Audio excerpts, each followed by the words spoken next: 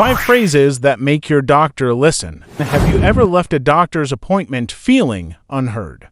You walked in with a list of worries and questions swirling in your mind, but somehow, between the rushed questions and the quick exam, you never got the chance to truly explain what was wrong. You leave with a prescription in your hand, but a heavy feeling in your heart that you weren't really listened to. What if I told you that, according to research published in the Journal of General Internal Medicine, the average doctor interrupts their patient after just 11 seconds? Your chance to tell your story, to share the full picture of your health, is often stolen from you before you can even begin. This isn't just rude, it's dangerous. It's how symptoms are missed and how misdiagnoses happen, but there is a way to change this. There are simple, powerful phrases, communication secrets that can instantly shift the power dynamic in that room and compel your doctor to stop, put down their chart, and truly listen. And in this video, I am going to give you the first 3. Hello and welcome to MealMind TV. I'm Dr. Tom Baker. My goal today is not to criticize doctors. Many are doing their best in a broken system. My goal is to give you the tools to become your own best advocate. We're going to arm you with the exact words to use to break through the noise and ensure your voice is heard, because getting the right diagnosis always starts with being able to tell your full story. Let's begin with the very first thing you should do when the doctor enters the room. Most of us wait passively for the doctor to ask, "So, what brings you in today?" And then we start to ramble, trying to remember everything at once. This is where we lose control. Instead, I want you to take charge of the conversation from the very first moment with phrase number 1. "Doctor, I have 3 main concerns I'd like to discuss today." This phrase is polite, respectful, and incredibly powerful for several reasons. First, it immediately signals to the doctor that you are prepared, organized, and you respect their limited time. It frames you as a partner in your own health care, not just a passive patient. Doctors are trained to solve problems, and by presenting a numbered list, you're giving them a clear, structured problem to solve, which they appreciate. Second, it sets a clear agenda for the entire appointment. It prevents the consultation from being derailed by a single issue while your other, perhaps more important, concerns get pushed to the side until you run out of time. By stating 3 concerns, you have created a verbal contract that the doctor will feel obligated to honor. It helps you stay on track and ensures you don't walk out to your car and suddenly remember the most important thing you forgot to ask. The key to making this work is to do the preparation before you ever leave your house. Sit down with a piece of paper and think about what is truly bothering you. Write down all your symptoms and questions, and then circle the top 3 most important ones. This active preparation not only makes your appointment more efficient, it also helps to calm your own nerves, allowing you to walk in with a sense of purpose and confidence. Now, once you've discussed your symptoms, the doctor will offer their initial diagnosis or opinion. This is often where another common frustration occurs. The doctor may jump to the most common conclusion, sometimes without exploring other possibilities. This is especially true for seniors, where a new ache or pain is often quickly dismissed as just arthritis or part of getting older. To counter this, you need phrase number 2. What else could these symptoms be? This is a brilliant and non-confrontational way of asking for what's called a differential diagnosis. You are not questioning the doctor's expertise or accusing them of being wrong. Instead, you are respectfully asking them to think more broadly and to share their thought process with you. This simple question forces a pause. It encourages the doctor to consider less common possibilities, to re-examine your symptoms, and to explain why they believe one diagnosis is more likely than another. It also transforms you from a passive listener into an active participant in your own diagnostic journey. You are signaling that you want to understand all the potential pathways, not just the most obvious one. You might say something like, "Okay, I understand you believe it's X. For my own peace of mind, could you help me understand what other conditions could potentially cause these same symptoms?" This shows you are engaged, thoughtful, and serious about your health, which earns you a higher level of respect and more thorough consideration. You've set the agenda, and you've broadened the diagnostic possibilities. But what happens when you feel a specific symptom you have is being downplayed or dismissed as minor?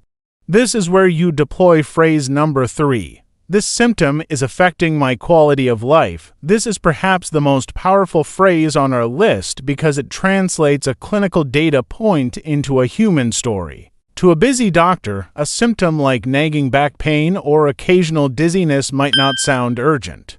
They see hundreds of patients with similar complaints.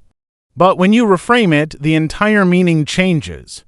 Instead of saying, I have back pain, you say, this back pain is making it impossible for me to pick up my grandchildren. Instead of I feel a bit dizzy, you say, this dizziness is making me afraid to drive my car and lose my independence. You see the difference. You have connected your physical symptom to a deep, emotional, and functional impact.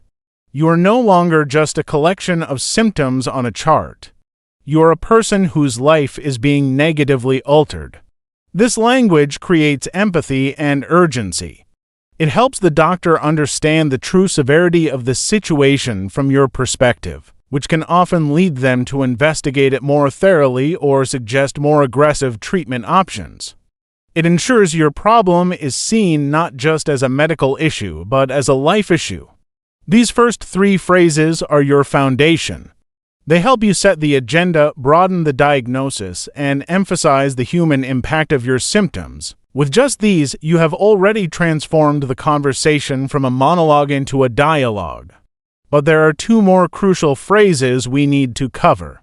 One is specifically designed to counter the most dangerous dismissal of all, and the final one is a simple request that ensures you leave every single appointment with clarity and power. We have now established a powerful foundation with the first 3 phrases designed to help you set the agenda, broaden the diagnosis, and emphasize the true human impact of your symptoms. These alone can transform your doctor's appointments. But now, we must address the single most frustrating and potentially dangerous dismissal a patient can hear. This brings us to phrase number 4, a tool specifically designed to counter that dreaded response, it's just your age. We've all heard variations of this.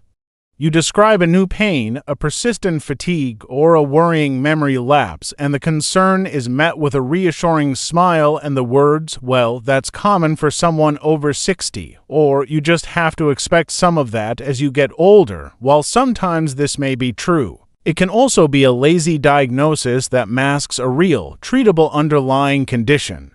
Accepting this dismissal without question can be a grave mistake. Your tool to fight back is this polite but firm phrase, I understand it's common, but I want to rule out any serious issues. Let's break down why this sentence is a masterpiece of assertive communication. The first part, I understand it's common, is crucial. It shows the doctor that you are listening to them and that you respect their experience. You are not being combative. You are validating their point of view, which immediately lowers their defenses and makes them more receptive to what you're about to say next. The second part, but I want to rule out any serious issues, is where you reclaim your power. With these words, you are clearly stating that you are not satisfied with a vague, age-based explanation. You are requesting that your doctor perform their due diligence. You are shifting the focus of the conversation from what is most likely to what is most dangerous if it is missed. This phrase respectfully insists on a higher standard of care. It prompts the doctor to think, okay, if this wasn't just age, what else could it be? This is where real diagnostic work begins. For example, imagine you tell your doctor you've been feeling unusually tired. If they say it's just your age, you can respond, I hear you that fatigue can be common, but this is a new and different level of exhaustion for me. I understand it's common, but I'd like to be proactive and rule out any serious issues. Could we perhaps check my thyroid function or for any vitamin deficiencies just to be safe? You have now moved the conversation from a dismissal to a concrete action plan. Now, you've navigated the appointment, you've been heard, and the doctor has given you their diagnosis. The consultation is winding down. This is the moment for our fifth and final phrase, a simple request that ensures you walk out of that office with clarity and the power to continue advocating for yourself. The phrase is, "Can you please write down the name of the condition for me?"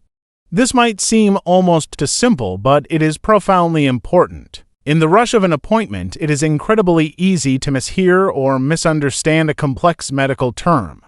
You might walk out thinking you have one thing when the doctor meant something else entirely. This confusion can cause a great deal of anxiety and prevent you from taking the correct next steps. Asking the doctor or their nurse to simply write it down on a piece of paper eliminates all ambiguity.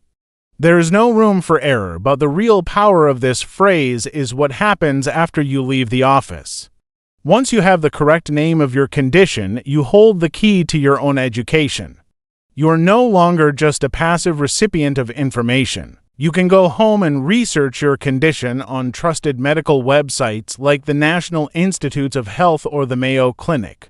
You can learn about different treatment options, find support groups, and prepare a list of more informed questions for your next visit. This single act transforms you from a patient into a well-informed manager of your own health. It is the foundation of becoming a truly empowered patient, so let's bring it all together. These 5 phrases are not about being a difficult or demanding patient. They are about being an effective partner in your own health care. They are tools for clear communication. My top 3 concerns are ... Helps you set the agenda. What else could this be? Helps you broaden the possibilities. This is affecting my quality of life. Helps you emphasize the human impact. I want to rule out serious issues. Helps you overcome dismissal. And can you please write that down for me? Ensures that you leave with clarity. The days of being a passive patient, of quietly accepting what you're told without question, are over. Your health is your single most valuable asset, and your voice is your most powerful tool in protecting it. The relationship you have with your doctor should be a partnership, not a lecture. You have the right to be heard, to be respected, and to be a part of every single decision that is made about your body and your health. Now, I want to hear from you. Have you ever felt rushed or dismissed at a doctor's appointment, and how did it make you feel? Sharing your story in the comments below can help others in our community know that they are not alone. If this video gave you the confidence to speak up for your health, please do us a favor and give it a thumbs up. It truly helps more people find this vital information. And if you haven't already, please hit that subscribe button and the notification bell so you never miss out on our mission to empower your health journey. Remember, you are your own best advocate. Thank you for watching MealMind TV.